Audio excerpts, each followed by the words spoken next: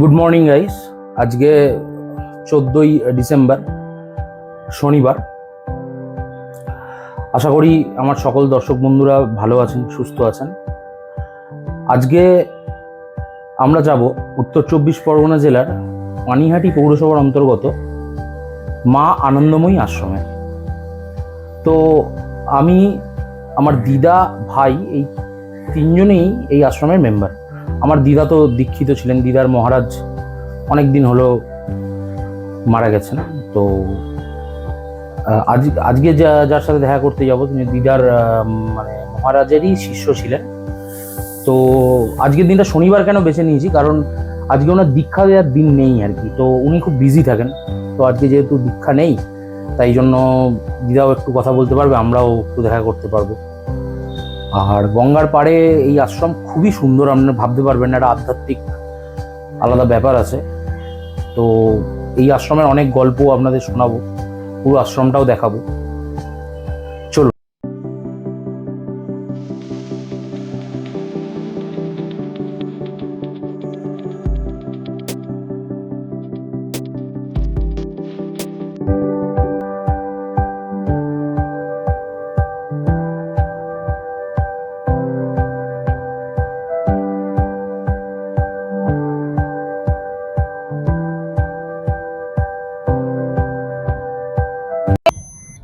Finally আমরা অনেক যুদ্ধের পর সবাই একসাথে গাড়িতে উঠে পড়েছি।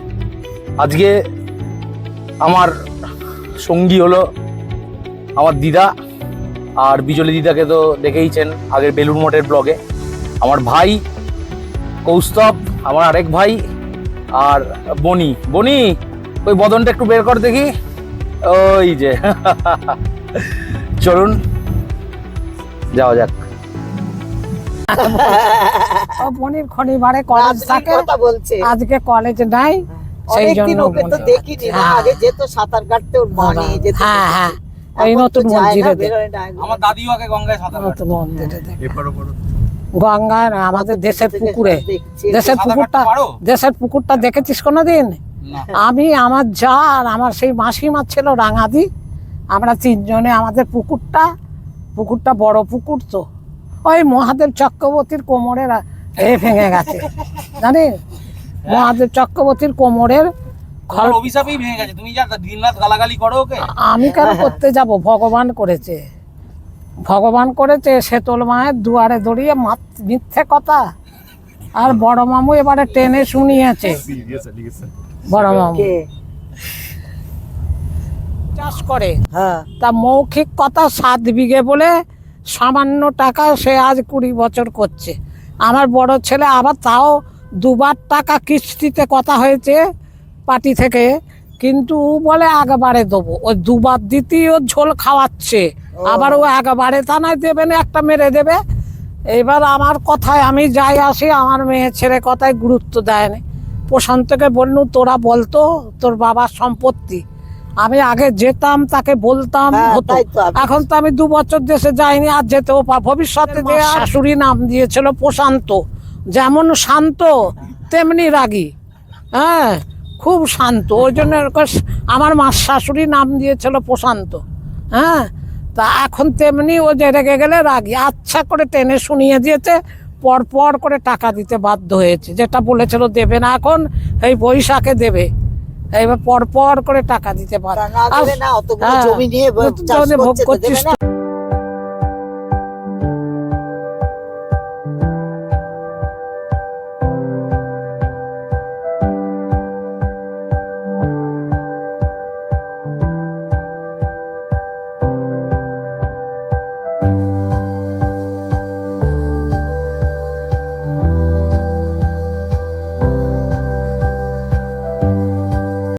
শুক্লপক্ষের শনিবারে মায়ের মন্দিরে ভিড়টা দেখুন। পুজো দেওয়ার লাইন পড়ে গেছে পুরো ব্রিজ অবধি। এখান থেকে লাইন শুরু হচ্ছে মায়ের মন্দির অবধি। তার মানে ভাবুন যারা এখানে আছে তাদের কতক্ষণ লাগবে পুজো দিতে।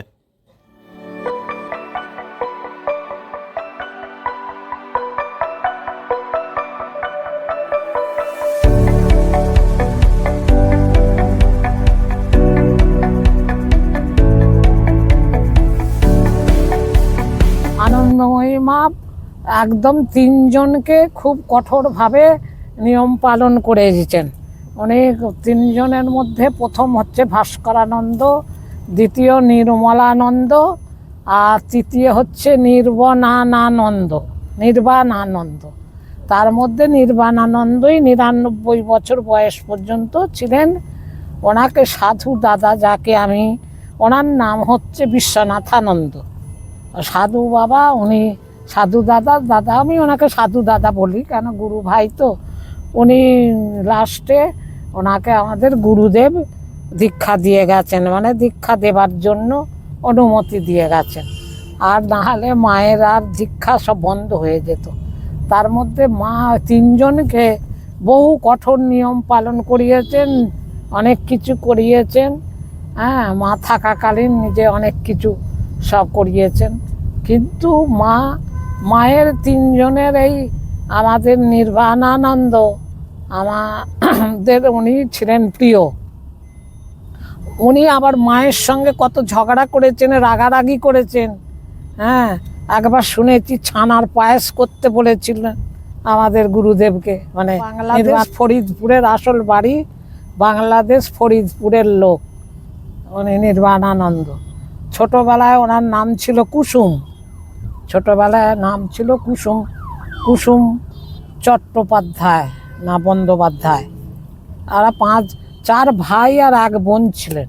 তার মধ্যে 3জন সাধু। কিন্তু ওনার বাবার চাকরিস্থল ছিল এলাহাবাদে।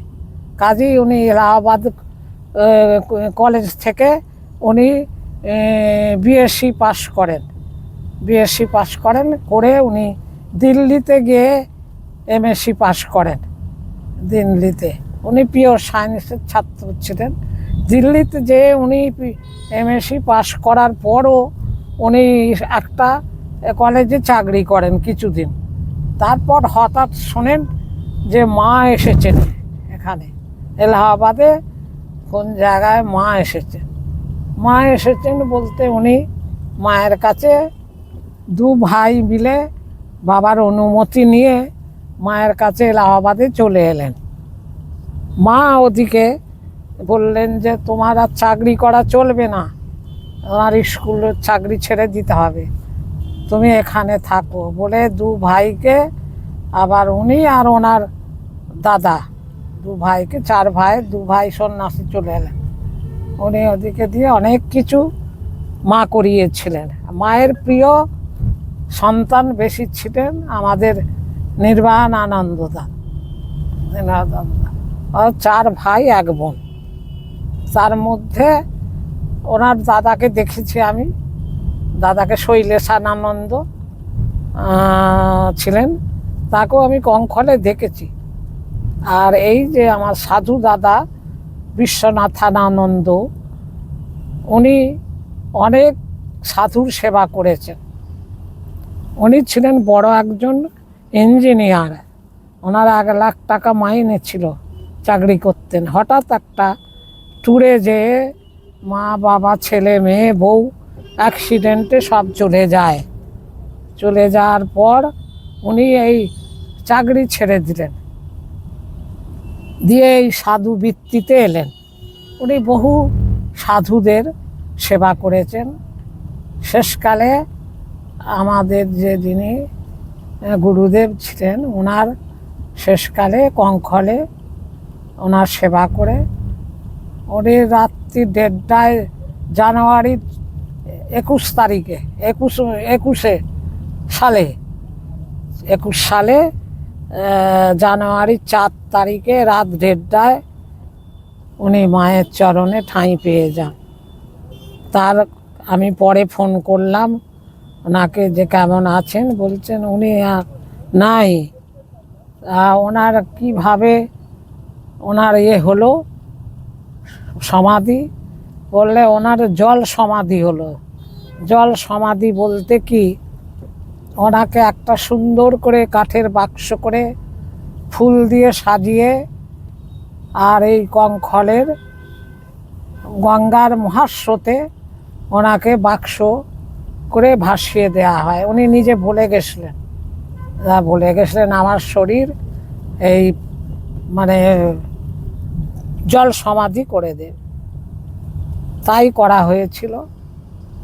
দিদার মুখে অনেক গল্প শুনতে শুনতে আমরা ফাইনালি পৌঁছে গেলাম মায়ের আশ্রমে। চলুন ভেতরে নিয়ে যাই আপনাদের। রাস্তার সমস্ত জঞ্জাট কাটিয়ে আজকে আমরা একদম ঠিক সময়তেই মন্দিরে প্রবেশ করেছি। এখনও মায়ের পুজো চলছে। খুব সুন্দর মায়ের আরতিও এখানে হয়, কখনো সন্ধেবেলা এলে দেখতে পাবেন।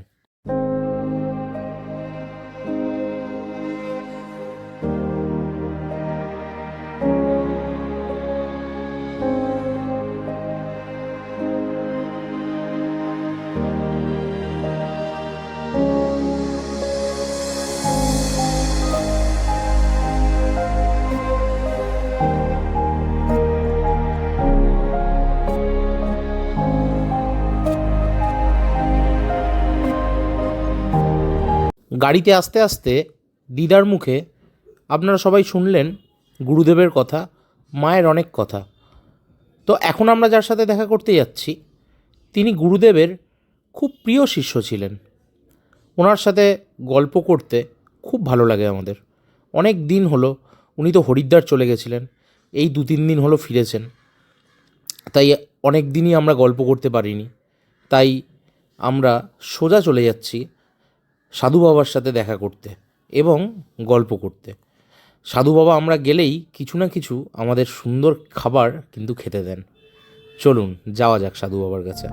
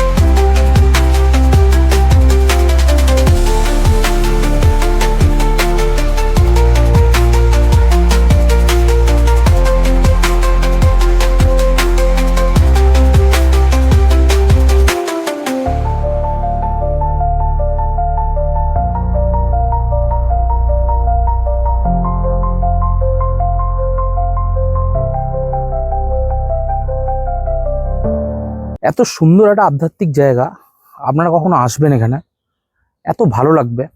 আর এই সাধু বাবার সাথে কথা বলেও এত সুন্দর লাগলো, আপনারা ভাবতে পারবেন না। অনেক কিছু জানা গেল, অনেক কিছু জানতে পারলাম।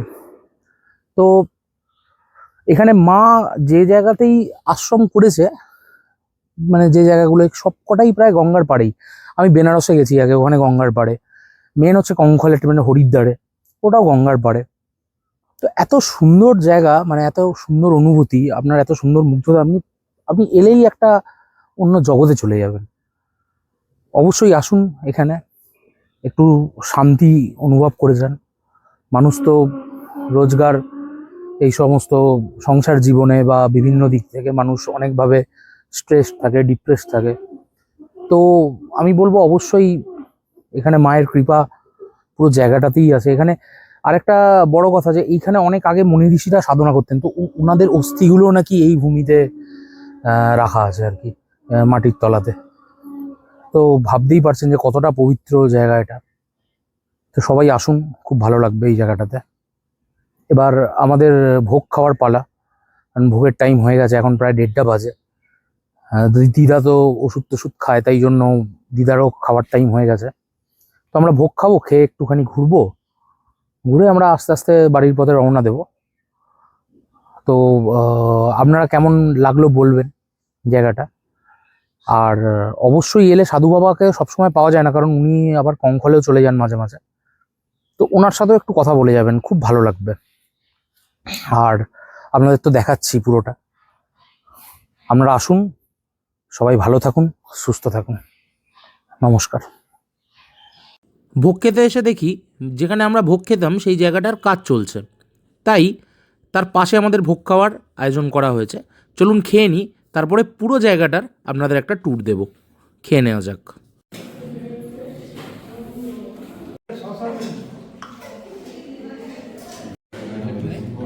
তা তো দেখতে পাচ্ছি না।